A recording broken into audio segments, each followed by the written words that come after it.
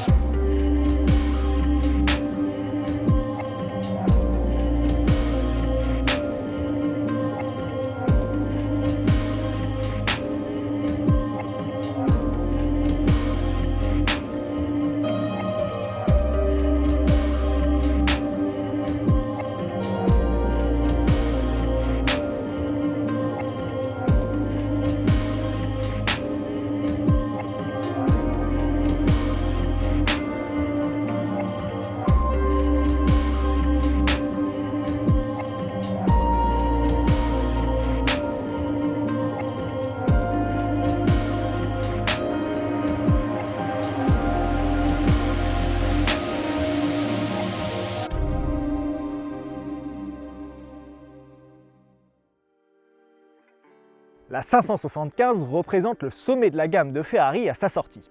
Une voiture aussi sportive que confortable, bref, la définition parfaite d'une voiture grand tourisme. Mais cette catégorie de voitures avait été mise de côté par le cheval cabré depuis les années 70. Il faut revenir quelques années en arrière si l'on veut retrouver un moteur avant au sein de la gamme de Ferrari. Et plus précisément en 1972, date à laquelle sort la 365 GT4 2+2, qui connaîtra une carrière de plus de 17 ans, avec de nombreuses améliorations menant à la 412, dernière évolution du seul moteur avant de Ferrari vendu de 1972 à 1989. Si les moteurs avant n'avaient pas leur place durant ces années, c'est que l'époque n'avait Dieu que pour les véhicules extrêmes. Et en compétition, les voitures qui gagnent sont à moteur arrière. Que ce soit aux 24 heures du Mans, en Formule 1, en rallye ou même au Dakar, le moteur avant n'a sa place que dans les voitures de sport. D'autant plus que Lamborghini accapare toute l'attention des amateurs d'automobile avec sa Countach en 1972. Ferrari a donc dû répliquer et ne développer que des voitures à moteur arrière pendant près de 20 ans. Dotées de 2 ou 4 places, V8 ou V12, atmosphérique ou turbocompressé, Ferrari va imposer le moteur arrière à l'ensemble de sa gamme jusqu'au début des années 90. En 1991, 3 ans après la mort d'Enzo Ferrari, Luca Di Montezemolo prend la présidence de Ferrari. Sa stratégie ? Revenir à l'origine de ce qui a fait la renommée du cheval cabré, des voitures grand tourisme à moteur avant. Cette volonté va prendre forme en 1992 avec la 456 GT, une Ferrari à 4 places dont le moteur V12 trouve sa place sous le capot avant. La 456 GT est un succès immédiat car jamais une Ferrari n'avait réussi à combiner à ce point un design élégant, des performances exceptionnelles et un habitacle accueillant pour 4 passagers. Tous les feux sont au vert pour créer la descendante de la 365 GTB de 1973, dernière voiture grand tourisme 2 places conçue pour être le fleuron de la gamme. Le moteur 12 cylindres arrière de la BB512 et Testarossa laisse sa place alors en juillet 1996 à la nouvelle Ferrari V12, la 550 Maranello. C'est vraiment très étonnant comme nom. Pourquoi s'appelle-t-elle comme ça? C'est compliqué à retenir. Eh bien c'est dû à la cylindrée du moteur de 5,5 litres et Maranello est en fait le siège de Ferrari. Mais maintenant que nous connaissons les raisons de son développement, attardons-nous maintenant sur son design. Pour le style, Ferrari a depuis ses débuts fait confiance à Pininfarina pour dessiner ses voitures. Le carrossier italien a donc récupéré la recette élaborée pour la 456, mais l'a assaisonnée pour rendre cette nouvelle GT plus spectaculaire. Le long capot avant et l'arrière court sont au rendez-vous, mais ces détails la rendent moins classe mais plus sportive, à l'image de son avant allongé et rabaissé qui lui donne une impression de puissance exacerbée, notamment grâce à cette prise d'air agressive sur le capot avant. Son pare-brise incliné ainsi que ses larges épaules donnent sur un arrière qui change radicalement de style avec la décennie striée des Testarossa.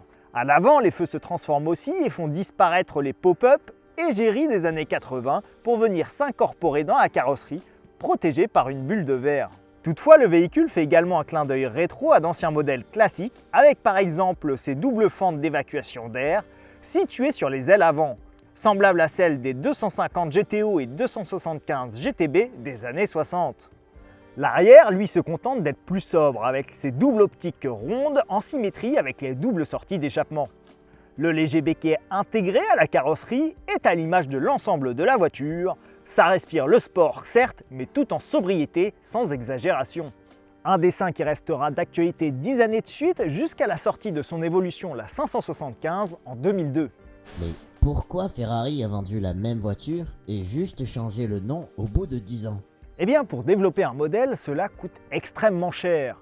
C'est pour ça qu'il est courant que les constructeurs reprennent des modèles existants dans leur gamme, en modifient le style, les performances et y apportent quelques nouveautés pour redonner un petit coup de pouce aux ventes. Pour l'occasion, le moteur passe de 5,5 litres à 5,75 litres, ce qui permet d'augmenter la puissance et atteindre 500 chevaux. Les suspensions sont retouchées et l'élément majeur qui rend cette voiture unique, c'est l'arrivée pour la première fois sur une Ferrari V12 d'une boîte robotisée directement issue des Formule 1. Une révolution qui permet de monter et baisser les rapports grâce à ces palettes qui se situent juste derrière le volant. Maintenant que vous savez tout sur cette voiture, on va faire un tour ?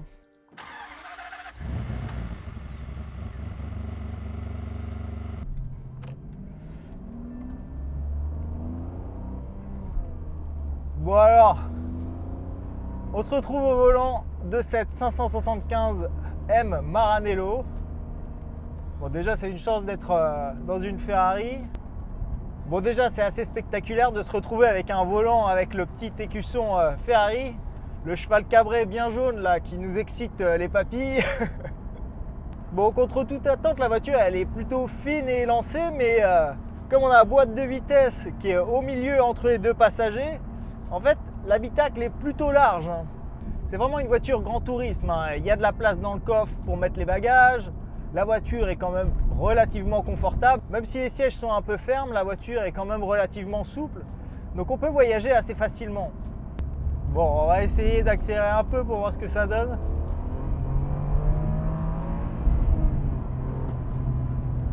Bon, ça pousse, hein.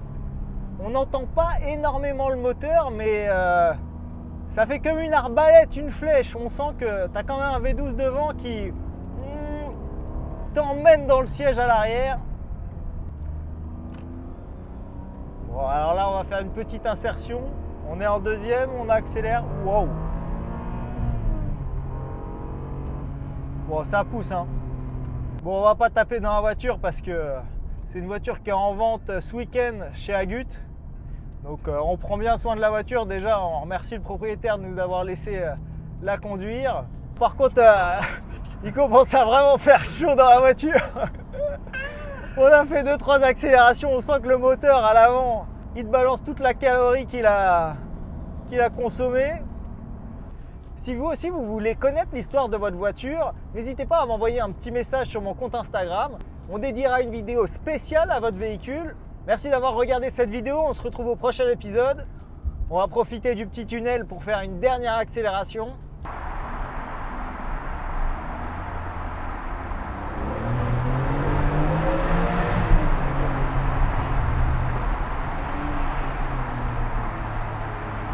Si vous voulez vous procurer cette Ferrari, vous savez ce qu'il vous reste à faire. Rendez-vous pour la vente à Gut ce week-end. Allez, ciao!